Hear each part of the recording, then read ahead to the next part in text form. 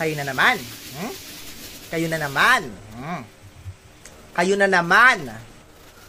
Miss Chicana, sa dami-dami ng pwedeng pag-inumang lugar, bakit sa school pa kayo nag-shot-shot, ha? Ma'am, para daw sikat. Ayoko magmura. Ikaw, princess, bakit ang kapal-kapal ng foundation mo, ha? Ang pula-pula ng pisngi mo. Tusino ka ba? Madam, foundation day naman Pinipiloso po mo pa ako. Gusto mo dagdagan ko yung blush on mo? Tignan mo nga kung ano yung laman ng bag mo, ha? Laman ba yan ang bag ng estudyante? Ma'am, di lang naman pa ako gumagamit niyan, eh. Buong section kaya sa akin humihingi ng lip tint at saka pulbo kapag uwian. Tapos pag wala ako, sasabihan nila ako na malandi.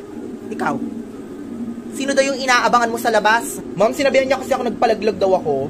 Ba't ako magpapalaglag? Sanay nga ako maging mima, dami-dami kong nakshi dito sa school na to. Basta gulera kayo! Ganyan ba tinuturusan niyo ng advisor niyo, ha? Isa ka pa, Camille.